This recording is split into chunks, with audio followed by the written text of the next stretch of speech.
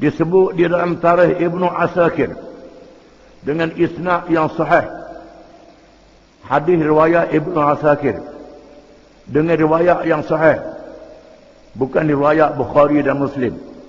Hadis ini hadis sahih riwayat Ibnu Asakir dari Hudzaifah radhiyallahu anhu bahawa Rasulullah SAW telah bersabda, "Atani malakun fasallama alayya nazala minas sama'i lam yanzil qablaha fabashsharani anna al-Hasan wal Husaina sayyida shababi ahli al-jannah wa anna Fatimata sayyidatu nisa'i ahli al-jannah." Sahihul Jami'. Artinya, telah datang kepadaku oleh satu malaikat, lalu dia memberi salam. Dia turun dari langit, dia tidak pernah turun sebelum ini. Dia memberi khabar gembira kepadaku bahawa sesungguhnya Al-Hasan dan Al-Husain, iaitulah dua cucu Nabi daripada Fatimah Zahra. Al-Hasan dan Al-Husain menjadi penghulu kepada pemuda-pemuda ahli syurga, dan Fatimah menjadi penghulu kepada perempuan ahli syurga. Mengikut riwayat hadis yang sahih riwayat Ibnu Asakir, Allah Ta'ala menugaskan satu malaikat memaklumkan kepada Rasulullah SAW bahawa cucunya Al-Hasan, cucunya Al-Husain, anak Sayyidina Ali daripada Siti Fatimah, menjadi penghulu-penghulu pemuda di dalam syurga, dan putrinya Fatimah Zahra menjadi penghulu kepada perempuan ahli syurga. Ini kelebihan yang diberi khusus kepada anak Nabi dan kepada dua orang cucu Nabi. Mengapa Tuhan beri kelebihan?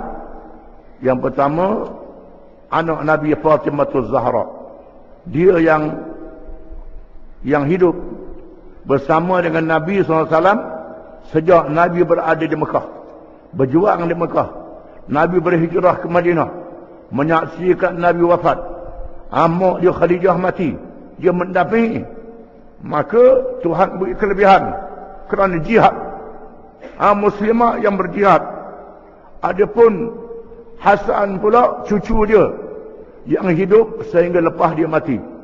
Hasan ini mendamaikan dua kumpulan Islam yang berperang. Selepas sebelum Nabi wafat, Abu Bakar jadi khalifah. Abu Bakar Umar, lepas Umar Uthman. Uthman dibunuh. Kematian Sayyidina Uthman menimbulkan peperangan. Dua peperangan yang terkenal. Peperangan Al-Jamal dan peperangan Siffin.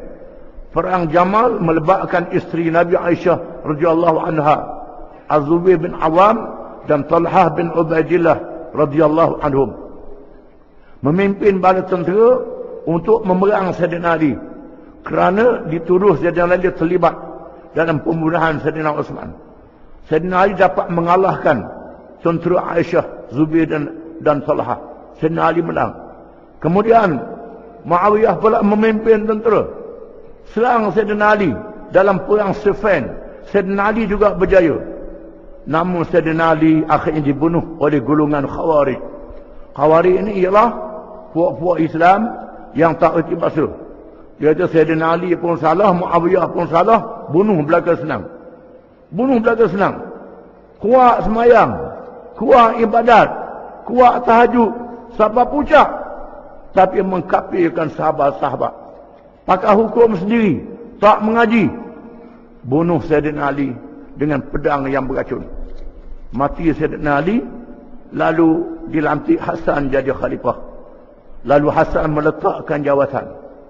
Sayyidina Hasan meletakkan jawatan pada khalifah, serah pada Muawiyah supaya tidak berperang lagi di kalangan orang Islam. Nabi pernah menyebut bahawa cucu aku ini mendamaikan di antara dua puak yang berperang. Dengan sebab dia meletakkan jawatan, orang Islam berhenti berperang.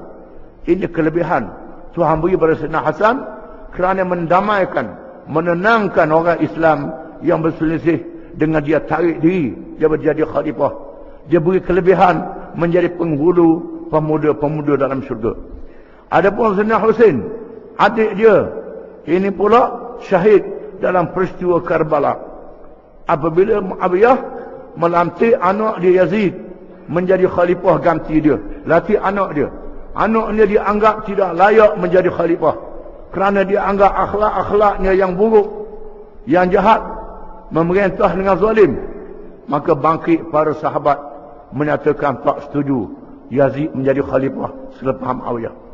Dan Sayyidina Husain telah bangkit dan dia telah dibunuh oleh bala tentera Yazid dengan berperang dengan beberapa orang pengikut dia saja.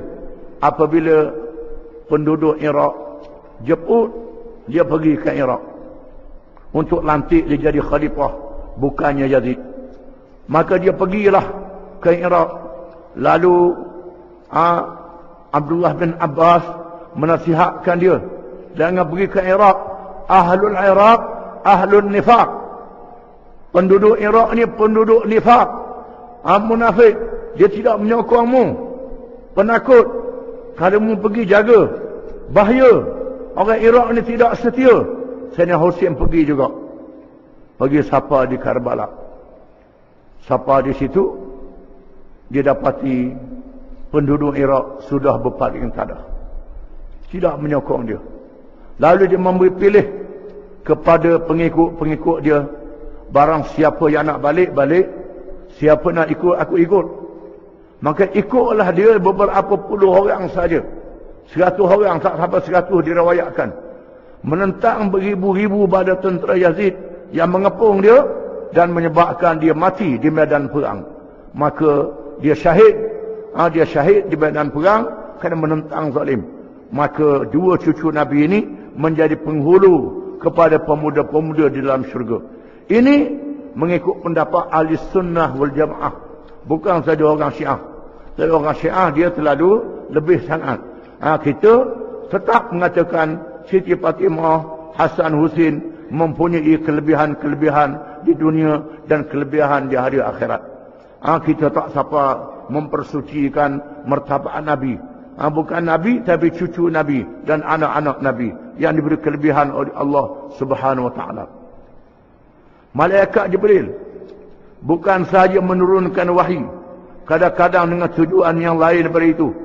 Di antaranya dia turun bersama-sama malaikat yang lain di salah satu malam pada bulan Ramadan tiap-tiap tahun. Di antara malaikat Jibril ialah turun tiap-tiap tahun di bulan Ramadan. Wallahu a'lam.